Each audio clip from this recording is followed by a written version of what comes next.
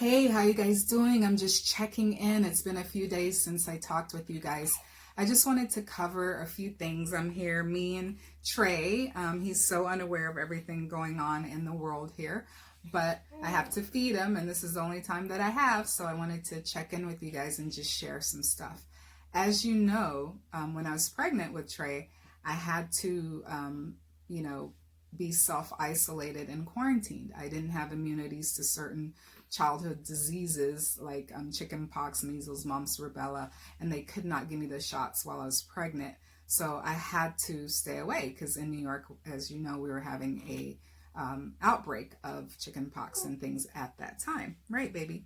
And so I could not go anywhere or have any visitors or anything, and I had to go down a questionnaire of asking people, have you been sick lately? Have you had the flu? Have you had done this? Do you have shingles? Da, da, da, da. All these different things. So like I said, I've been doing this a lot longer than you guys, but I wanted to share some of the things because a lot of the things I had to do is exactly what we're having to do, continuing now, do now. So I just wanted to go through it. Relates to Corona, and it also, relates to just, if you don't have immunity. So one of the things with Corona is stay up to date on the information because Corona is so new and fresh that they don't know everything there is to know about it at this point.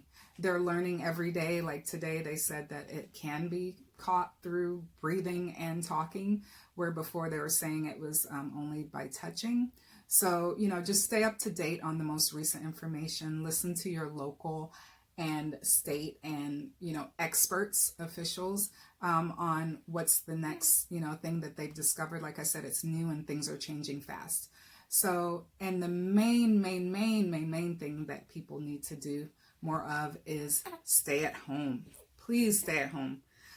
This is like one of the things that's causing one of the biggest thing is people not staying home because it creates you where you're exposing yourself and other people to, the virus.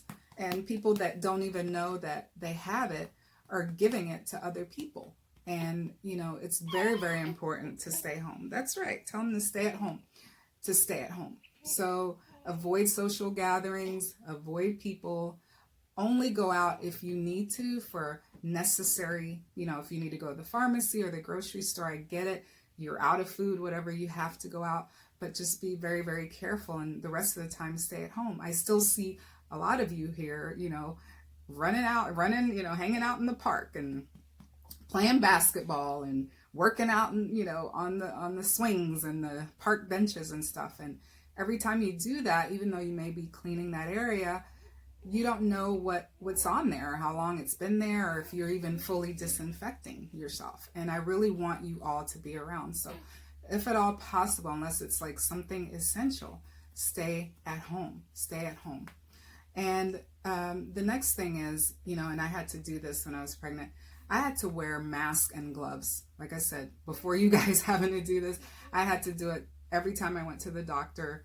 Every time I did go out and had to do something, I had to wear a mask and gloves also to protect myself. Because, when you touch door handles, you don't realize how many things you touch per day. You don't realize how many times you're touching your face or whatever when you're out, because it's just such a natural thing we haven't had to think about. So make sure, and the thing about masks is masks help you, good job, to be aware that you're not supposed to touch your face. Or if you do accidentally touch your face, then it's, protected because you touch the mask instead. It just kind of it's a higher awareness of conscious. And I know there's a lot of controversy about if you should wear the mask or not because there's a shortage for hospital workers, but it's your individual choice. You can also, I wore bandanas. I doubled it and wore bandanas also, and also wore, in the wintertime, I wore my turtleneck and rolled that up and covered my nose to keep anything from going in there. And also, like you see, I'm wearing my glasses now. I'm not putting my contact lenses in because that's like another thing of touching. It's just another level of touching where now I can just put, my glasses on. I know I'm not putting something directly into my eyes. So, and then avoid as much as possible touching your eyes, nose, or mouth. It's really hard because that's what we're used to doing. We do it all day long. but just be more conscious of it. And especially if you go out, don't make sure you disinfect your hands really well before you touch any part of your face. I had this thing where, this is before Corona, where I would only touch when I was outside with my right hand, and my left hand I would touch parts of my body. So when I was out, I knew that that hand just did not ever go near my face, and this hand could. And maybe that will help someone, if you try that. And then the other thing is social distancing, which I really don't like the term because it sounds like social, but then distancing. So I'm like, which one is it? Is it social or distancing? And I think that's why people are so confused about going out and doing all this stuff, because psychologically it sounds like you're going to be social. But it's not. They don't want you to be social. I think a better wording for it is physical distancing. It's physically be away from people. Don't get near them. Okay. So pretty much it's avoiding, contact with people who are sick. Nowadays it's everyone, because you don't know who's sick or not sick. And that's something I had to do. And it's awkward when, you see someone coughing and you get really far away from. But nowadays you have to do that, to protect yourself. So physical distancing, that means at least 6 feet. They say 6 feet because when you sneeze or cough or whatever, it travels, they figure around 6 feet. So they say, or less than. So if you're about that far away, then you shouldn't get sneezed on and get corona. So, I try to stay further if possible, but definitely social distancing, or physical distancing as I call it. Just stay away from people. And, another thing is washing your hands frequently. I always kind of did that. And sometimes you get ashy, you got a lotion too. I use antibacterial soap and lotion. It might be overkill, but it definitely helps, every little bit helps. And then, clean and disinfect objects that you touch frequently. I clean and disinfect everything right now. If anything comes into my house, when packages and mail come, during my pregnancy, I didn't even deal with the mail or any deliveries at all. My husband took care of that. He would wear gloves and take everything out of the envelopes for me and all of that. But now it's like even more, because even if you're staying at home and something's delivered to you and you don't disinfect it before you physically touch it with your hands, and then you touch your face, if someone that had corona touched that object, then of course now, you have it, and you're like, I was staying at home. How do I have this thing? So make sure whatever's coming into your home, whether it's food deliveries, groceries, packages, whatever it may be, mail, that you disinfect it. Bless you, sweetie. Bless you. And then, this is what I've been doing a lot of. I've been eating more at home. I eat at home. I cook. Bless you.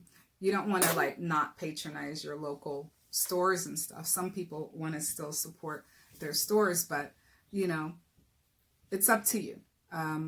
Just be very careful. When I did get those urges to eat out my special food that I wanted when I was pregnant, all I did was I brought it home and I nuked the heck out of it, just so the temperature was high enough.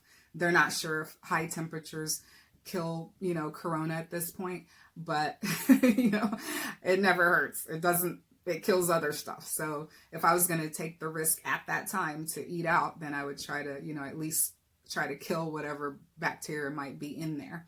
But right now, at all, I don't even risk. I cook, I eat at home. And then if you're someone with a compromised immune system, you should really just stay away from everyone. I told my mom, I'm like, stay home. I have family members bringing her groceries who I know don't have the virus, and they're kind of taking care of her. But, if you're elderly or you have a compromised immune system, stay away from people. And then, one thing that was the hardest for me, I think, when I had to stay at home, was also not being able to see people, like going to visit them or them coming over. So the great thing was, though, I could always call them, I could text them, I could video chat with them, I could WhatsApp them, I could, there's so many apps nowadays where you can, just see people if you're missing people so badly that you need that socialization. You know, you can even go on your Facebook and Instagram. This is the one time that you could just waste all the time in the world on your social media. You know, before they were like, people are on social media too much. Well, now you have a ton of time to be on there and harass people and stay up to date on what everyone's doing. So it's good that we do have those outlets right now. So even though you're stuck at home, or you think that you're stuck at home, I look at it as an extended staycation. I can enjoy my house, maybe clean up and do some things around the house and work on my personal development.